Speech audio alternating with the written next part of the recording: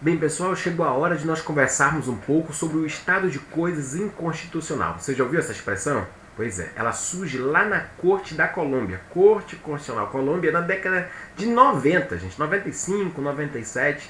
E naquela altura lá, a Colômbia começou a tratar essa situação relacionada em várias situações, tá? Tratou isso sobre a questão de educação, que foi o primeiro caso, o sistema de previdência dos professores, trabalhou com isso relacionado também ao sistema carcerário. Enfim, foram várias situações que surgem diante da Corte colombiana a estratégia de se utilizar do estado de coisas inconstitucional. Então eu já trabalhei um pouquinho com você com a origem. E o que se depara para eu chegar nessa expressão? Não é qualquer coisa que eu olho assim, isso aí é um estado de coisa inconstitucional. Não. São algumas situações, um cenário que é enfrentado decorre da constatação de algumas coisas. A primeira grande situação que acontece é uma violação sistemática, generalizada, corriqueira de direitos fundamentais. Violação sistemática, generalizada de direitos fundamentais. Sistemática, olha só, não é que acontece violação de direitos fundamentais, gente. É uma violação que acontece que já faz parte do sistema.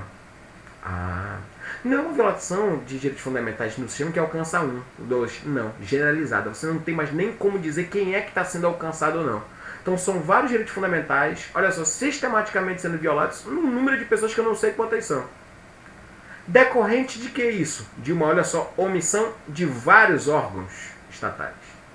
Omissão de vários órgãos estatais. Terceiro, olha só, para resolver isso, há necessidade de uma atuação complexa. Problema complexo não tem resposta simples. Problema complexo eu preciso de várias medidas. Então, olha só, estado de coisa inconstitucional eu começo a formar diante de três grandes características que eu coloco até na tela para você. Olha só, violação de direitos fundamentais de forma sistemática, generalizada.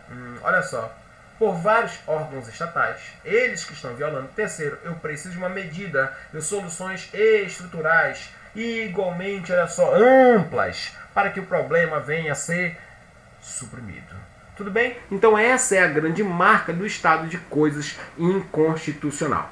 Se você já entendeu isso, então nós podemos avançar agora e começar a analisar esse cenário que eu pude trazer para vocês, essa ineficiência toda, e aí começar a observar que esses casos lá da Corte colombiana, eles vão trazer esses problemas sistemáticos, e a Corte colombiana ela vai ter que tomar uma decisão. Tá? Eu vou colocar na tela. Você pode dar até um pause depois para ler com mais calma, né? Tirar a foto ali. Mas para você ver a primeira decisão da Colômbia, o que ela falou no estado de coisa inconstitucional. Por que eu mostro a decisão de lá? Para você perceber qual foi a atuação do judiciário lá diante do estado de coisas inconstitucional. Então olha só, dá uma olhadinha. Vou deixar aqui uns segundos para você. E aí eu vou ler só o finalzinho aqui da decisão para que você pode compreender em grossas linhas. A Corte tem o dever de colaborar de maneira harmônica, guarda essa palavra, harmônica, com órgãos, não é com um órgão, órgãos restantes do Estado. Olha só, para os seus fins. Do mesmo modo, deve comunicar a autoridade competente sobre a notícia relativa à prática de um delito e notificá-la de que o determinado estado de coisas resulta violatória da violação, né, da Constituição política.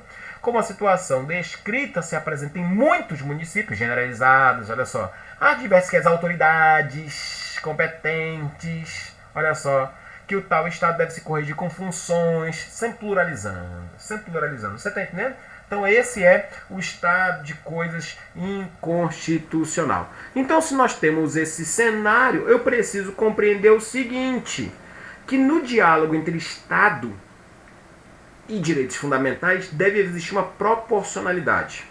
Duas palavras, quando lembrar Estado e direitos fundamentais, você não pode esquecer.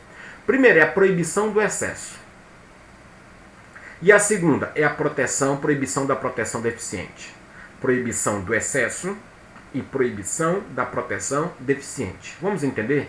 Direitos individuais. O Estado ele pode até restringir direitos fundamentais, mas ele não pode se exceder nessa restrição. Teoria dos limites dos limites. Depois isso é um tema para uma outra conversa. Bacana. Segundo, proibição da proibição deficiente. O Estado e os direitos fundamentais não existem apenas direitos de atuação do indivíduo, que o Estado tem que se omitir. Mas existem direitos fundamentais que precisam da ação do Estado. Direitos sociais. Aqui, para o Estado, olha só, ele não pode ter uma proteção deficiente. Ou seja, ele tem que atuar. Ele não pode ter o efeito cliquê. Ele não pode se omitir. Ele tem que tutelar o direito fundamental. Não só respeitando, se omitindo, nos direitos de primeira geração, para quem ainda usa essa expressão, mas ele tem que atuar muitas vezes. E se o STF, se o Judiciário cruzar os braços e não fizer nada, o que vai acontecer? Vai se perder a força normativa da Constituição.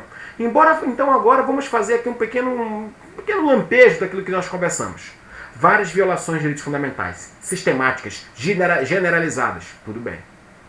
Vários órgãos estaduais. Quem é o culpado? Quem está fazendo isso? Um monte de Estado. Omissão. O que o Estado faz? O Judiciário olha e fala, o nome disso é Estado de coisas inconstitucionais. Olha só. Violação de vários direitos. Omissão de vários. Para resolver isso não é um nem dois. Tem que ter vários órgãos. Então olha só. Os 3 requisitos são presentes. O nome disso. Estado de coisas inconstitucional. E como é que resolve isso? Agora vem. Para resolver isso, a série de medidas. Tudo bem? Então eu coloquei no quadro, até fiz um pequeno parágrafozinho, não é um esquema, mas só para vocês raciocinarem comigo. Olha só. Se os poderes públicos, de forma sistêmica, reiterada, generalizada, praticam atos ou omissões que violam direitos fundamentais, está caracterizado o estado de coisa inconstitucional. Então enseja o quê? Uma série de medidas, igualmente generalizadas, plurais, assim como foram as violações, envolvendo vários agentes e órgãos públicos, a fim de, pelo menos, o quê? Diminuir a violação dos direitos fundamentais sistematicamente violados. Estamos entendendo? Então, olha só. Diante disso, eu estou agora diante de um estado de coisa inconstitucional. Eu já sei a origem, já conversamos. Já sei as 3 características, já conversamos. E já verificamos qual é a postura, qual é a proposta dessa teoria para resolver isso. Agora vamos enfrentar alguns debates. E o primeiro, eu lanço 2 questões na tela para você. Olha só, me diz uma coisa. Diante desse cenário, o judiciário possui legitimidade para atuar? Como é que fica o princípio democrático? Essas 2 perguntas que eu faço para você. Porque é o seguinte, minha gente. A função do judiciário é aplicar a lei. A função de uma corte constitucional é declarar validade ou invalidade de um ato ou de uma lei. Isso é constitucional, isso é inconstitucional. Isso é constitucional, isso é inconstitucional. Não cabe ao judiciário ficar falando em política pública. Por quê? Princípio democrático. Ele não foi eleito. Na democracia, quem se manifesta é o povo. Na nossa democracia, ela é semidireta. Né? Olha só, por nossos representantes. O judiciário não me representa. Como é que ele quer dirigir a política pública? Entendeu com a ideia? Aí, meus amigos, diante disso, nós começamos agora a analisar se o judiciário pode ou não atuar. Perceba só, o judiciário, que fique bem claro, ele não pode estabelecer a política pública. O judiciário não pode aprimorar a política pública. Incompetência, poderia fazer melhor? Não pode. Ele não pode substituir a política pública. Não pode. Mas o judiciário pode e deve agir quando ele é um guardião da Constituição. Ele deve agir para quê? Para dar força normativa da Constituição. Os direitos fundamentais não serem uma mera folha de papel, para que eles possam ganhar, respirarem, terem forças, existirem. Então perceba só, quando eu falo de atuação do judiciário frente a direitos fundamentais, realmente, em alguns momentos você vai ter que entrar e dizer assim, essa lei viola um direito fundamental, essa lei está se excedendo. Mas em alguns momentos vai dizer assim, o Estado está se omitindo, então ele tem que atuar pelo menos um pouquinho. O quanto ele vai atuar, se vai ser boa ou não a política pública, isso o judiciário não pode fazer. Mas ele tem que dar força normativa para a Constituição. E agora nós começamos a observar o caso brasileiro. O Brasil enfrentou o estado de coisas inconstitucional no informativo 798 do STF, que é a famosíssima ADPF 347. ADPF 347, famosíssima, que fala do sistema carcerário brasileiro. E aí o que ele fala nessa situação? O judiciário, olha só, observando essas questões, primeiro, o relator foi o ministro Marco Aurélio, ele disse, ele enfrentou logo esse debate, ele falou, o judiciário não deve se meter na política pública. Tudo bem? Não deve. Mas aqui nós vamos ter um problema. nada impede que em alguns momentos ele estabeleça, e eu queria que você gravasse isso, diretrizes gerais, mínimas, relacionadas às políticas que devem ser implementadas. Eu vou colocar na tela para que você veja o que lá começou a falar o STF. Então, olha só, ao Supremo cumpre interferir nas escolhas orçamentárias, olha só, e nos ciclos de formulação, implementação e avaliação das políticas públicas, mas sem detalhá-las. Deve formular ordens flexíveis, olha só, com margem de criação legislativa, olha só, ele não pode substituir, ele tem que levantar a bola para o legislativo atuar. Então, olha só, ele não pode chegar dizendo que ele não é o prefeito, ele tem que determinar de forma flexível. E avançando pelos outros poderes, cabendo-lhe ter jurisdição para monitorar, olha um diálogo institucional, tem muita coisa aqui, a observância da decisão e o sucesso dos meios escolhidos. Como destaca a doutrina colombiana, o tribunal não chega a ser um elaborador de políticas, mas sim um coordenador institucional. Ouviu isso? Quando você vê o tribunal pode ser um coordenador institucional, olha só, é isso que o STF está se propondo diante desse Estado. Ele estava lá na dele. Então, gente, nós estamos avançando um pouco aqui naquela história do que é estado de coisa inconstitucional. Perceba só que tem algumas coisas interessantes. E aí nessa DPF, gente, pediu um bocado de coisa, que eu não vou perder tempo aqui com você. Embora eu diga, é muito interessante você dar uma olhada nos pedidos feitos pela petição inicial lá, que foi apresentada na DPF 347. Mas olha só, olha o que o STF determinou. Porque depois que eu mostrar o que ele determinou, eu posso melhorar essa conversa com você. Olha o que ele fez. Olha os remédios estruturais. Tem um autor, carioca, que ele fala isso. É professor da UERJ, Carlos Alexandre. Tem no Conjur. E ele fala o seguinte, são os remédios estruturais, plano de remédios. Então, olha só, o que disse o STF na DPF 347? Para os juízes, vocês devem fundamentar expressamente a não concessão das medidas cautelares. Porque o Brasil ficou verificado nessa DPF que o nosso problema é muito grande também, mas a maioria é o sistema de presos provisórios. Então o juiz tem que verificar isso aqui. Segundo, juízes e tribunais têm que evitar o número de presos provisórios e realizar a partir de 90 dias, olha só, criar o quê? As audiências de custódia, que hoje estão até na lei. E isso é uma observância do Pacto de São Paulo. Então, olha só, perceba que as audiências de custódia elas surgem no utilitarismo para resolver o problema. Terceiro, para juízes e tribunais que apliquem, quando possível, penas alternativas à prisão. Então, olha só, não está dizendo não prende. Não está dizendo solta. Está dando uma medida flexível, julgador, mas sempre que possível, cara. Tenta tirar o cara da prisão. Ou seja, isso precisava estar lá no STF? Só entre nós. Precisava, né? É a última ratio da última ratio. E terceiro, ele fala o seguinte, e para terminar o que ele diz. União libera o saldo acumulado do Fundo Penitenciário Nacional para utilização com a finalidade para a qual foi criado, abstente-se de fazer contingenciamento. Por quê? Porque eu estou determinando obras emergenciais. Eu não estou dizendo para você fazer o presídio ali ou lá. Mas eu estou dizendo, o teu argumento de reserva do possível não está se encaixando aqui. Porque eu estou vendo que tem um dinheiro ali que está guardado. Tu não está gastando. Então veja só, o STF falou assim, como é que tu me diz que tu não está fazendo presídio? Não pode, porque tem que gastar na saúde. Mentira. Porque tem um dinheiro que é para isso e essa rubrica aqui tu não está gastando. Está sendo contingenciado. E esse dinheiro não é nem teu, é de um fundo, pessoal que joga, um fundo que vende várias coisas, condenações penitenciárias. Então olha só, tem coisa aqui estranha. Não vai meramente prova. Prova que tu não está tendo condições aqui. Então aqui surge algo muito interessante. Então percebam suas decisões, porque agora eu quero mostrar para vocês o seguinte. O STF, nessa atuação, ele verificou o quê? Que há várias violações. Porque o sistema carcerário atual, ele não apenas tira a liberdade. Porque tirar a liberdade, isso é normal. Tirar a liberdade é normal no sistema carcerário. O problema é o seguinte, é porque nós vemos violações sexuais, violações de saúde, violações de contágio de doença, um monte de coisa. Olha só, que retroalimenta o sistema do crime organizado. Então ele falou, peraí, a gente só é para tirar a liberdade, tá tirando um bocado de coisa aqui. O cara pega AIDS, pega doença, pega isso e aquilo dentro do sistema carcerário. Isso aqui não está previsto não. E se isso acontecer, vai sobrar pra gente que é do Estado. Então ele, vamos melhorar isso aqui. E pior que a gente se acostumou. Por quê? E aí eu chamo a atenção a decisão muito interessante do ministro Marco Aurélio. Ele começou enfrentando essa história do STF não atuar. Né? Do STF não atuar. E por que ele fez isso? Porque ele falou assim, gente, tem um motivo aqui que a gente não está atuando. Por quê? Porque o poder executivo, a nossa sociedade, ela sofre tanto com a criminalidade que ela acha que é o seguinte, que bandido bom é bandido morto. Então o executivo ele tem vergonha de dizer que ele vai estabelecer política pública carcerária. O nosso legislativo, olha só, ele joga pra mídia. Ele tem muito lawfare, né? Ele gosta muito de ser simpático, mesmo sabendo que tá errado, mas se for para esse populismo que nós vivemos, olha só. Então ele pega e diz, não, ele nunca vai analisar isso aqui.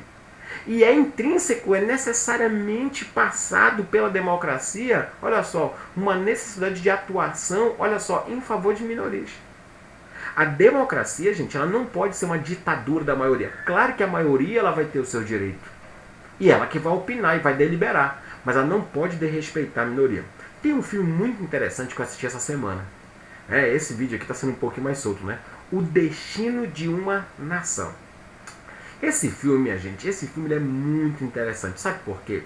Em algum momento no filme, ele fala lá da Inglaterra, né? Olha só, década de 40, um primeiro-ministro lá que serviu a coroa, que serviu o povo inglês. E ele fala o seguinte, ele fala o destino de uma nação. Quando eu estava na guerra, para ver se ia aceitar trocar o primeiro-ministro ou não, para entrar esse primeiro-ministro, que é o famoso lá do filme, vocês vão ver essa frase. Ele falou assim, mas nós temos que apresentar alguém que a minoria, a oposição, vá concordar. Se eles eram maioria, para que eles estavam se preocupando? Porque numa democracia é isso, gente. A democracia não é o atropelo da maioria, não é o diálogo. Quem vai escolher somos nós, mas a gente quer ouvir tua opinião. Não posso até não concordar, mas permita-me esse diálogo. Coisa interessante é O Destino de uma Nação. Esse filme é muito legalzinho assim para você refletir sobre algumas questões nesse momento que nós estamos vivendo. Nesse momento que nós estamos vivendo de Brasil. Então, olha só. Então, vamos enfrentar aqui e analisar diante disso algumas críticas que nós temos no estado de coisas inconstitucional. O primeiro é aquele, né? O STF não possui legitimidade, você vai ter que enfrentar isso, vão lhe questionar quando você for apresentar qualquer discussão sobre isso, mas o STF não tem liberdade, legitimidade democrática, ele não foi eleito para isso. E o segundo, olha, então olha só, você vai dizer, calma, eu não estou dizendo que o STF vai atuar, se você concordar ou não. Preciso colocar aqui para vocês dois parâmetros. Não estou dizendo que isso é bom ou ruim, estou lhe apresentando uma tese. Você vai dizer, mas o STF não está atuando. Por quê? Porque ele só está apenas flexibilizando, ele está estimulando o diálogo constitucional, institucional, olha só, ele está criando ali um vetor de quê? De cooperação. Por quê? Porque nós temos que efetivar os direitos fundamentais. Ele não determinou, ele não diz faça assim, solte, não. Ele está flexibilizando. Ele não está dizendo onde vai ser feito o presídio, quem vai ser, não. Então olha só, ele está dando margem para que o Estado possa atuar. Às vezes você olha desse e fala assim, bom, mas disse, mas não disse. Não é isso. É porque em algumas situações, se ele fizer tudo, ele vira prefeito, vira governador, vira presidente. E aí vem o segundo, ele fala assim, a importação do estado de coisa constitucional para o caso brasileiro é equivocada, essa segunda crítica, olha só. Porque na Colômbia esse uso não foi muito bom para remediar, ou seja, não foi adequado. Precisava de algo, mas isso aqui não conseguiu resolver o problema. Será que foi útil? E aí nós podemos observar que o seguinte, né? Que o estado de... Isso foi criticado. Tá? A verdade é que a primeira decisão da Colômbia ela foi muito certa, ela foi muito determinante e não se fez um acompanhamento depois. E aí quem sofreu as consequências não foi a Corte Judiciária. Então o que acontece? Nas decisões seguintes, me parece que a Corte Colombiana atuou e verificou, aprendeu com os erros e passou a estabelecer situações um pouquinho diferentes. Né? Então olha só, então você já começa a observar essa nova conduta na corte colombiana e parece que o Brasil seguiu sim, porque o Brasil não foi tão extremo nas suas decisões, você viu aqui, ele foi jogando bem, margeando ali, para tentar estimular na cabeça do legislador, do executivo, poxa, preciso fazer algo, o negócio foi um desespero. E olha só, e essa proposta, na verdade, a busca do estado de coisa inconstitucional é interessante. Porque é promover um diálogo democrático, olha só, é desenvolver a partir daí uma expressão que o Bernardo Gonçalves coloca no livro dele, que é um colóquio contínuo. O estado de coisa inconstitucional não favorece unilateralmente a via judicial, não. Porque se ele for determinar tudo, nós estaremos diante de um estado de arrogância institucional. pois nada pode ser resolvido pelo judiciário isoladamente. Olha só, o judiciário não resolve. Como feito na proposta, é necessária a promoção de diálogo doméstico, olha só, democrático e institucional, desenvolvido a partir de um colóquio constante. Que coisa interessante, né? Olha só, então, estado de coisa inconstitucional, para fechar aqui nosso papo, ele começa com a seguinte ideia. Onde surgiu? Na Colômbia. Quando analisou alguns casos, educação, previdência, sistema carcerário também, já foram várias vezes atuantes. Qual é a grande marca do Estado constitucional? Posso falar isso para qualquer coisa? Não. São 3 características. Olha só. Constatação de violação de direitos fundamentais sistematicamente, generalizadamente violados. Costumou. Amplo número de pessoas, você não sabe quem está sendo violado e quem não está. Segundo, omissão de vários órgãos estatais. E terceiro, necessidade de atuação conjuntas. Diante disso, o judiciário olha e fala, isso é estado de coisa constitucional. E aí ele propõe que vários atores atuem dessa maneira. Mas ele tem legitimidade? Cuidado, eu não estou dizendo que ele vai dirigir a política pública, que ele vai elaborar a política pública, que ele vai aprimorar o substituto. Ele não pode fazer. Mas ele vai ser o quê? Um coordenador institucional. Já que chegou a bomba para mim, eu vou tentar pelo menos aqui estimular os outros. Ele pode determinar A, B, C, de maneira exata? Não, ele tem que determinar de forma flexível. Porque a ideia é promover um diálogo e depois o quê? Poder fazer o quê? Um monitoramento sobre isso, um acompanhamento. Porém, uma questão de responsabilidade também institucional. É um jeito diferente, né, dentro dessa política que nós vemos agora e muitas vezes do judicial de faça isso, faça aquilo, substituindo muitas vezes aquele que tem a caneta, que tem a responsabilidade, que vai prestar conta para o Estado. E às vezes ele vai chegar lá para o povo e dizer, não fiz porque eu fui obrigado pelo judicial que veio aqui no fim de semana e não determinou fazer isso. Você entende? Vamos observar também o outro lado. Então, nós temos que ter uma colaboração. Então, guarda isso. Estado de coisa institucional, inconstitucional, diálogos democráticos, diálogos institucionais. Olha só, estado de arrogância institucional. O judiciário isoladamente não resolve. E a necessidade de um colóquio constante. Olha o papo que tem de democracia. Às vezes a gente vê, né? O juiz foi ativista. A gente nem sabe muitas vezes o que é ativismo. Lá no meu doutorado, ativismo foi uma disciplina. E a gente ficava discutindo muitas vezes até que ponto o que é ativismo, afinal. E esse juiz foi ativista?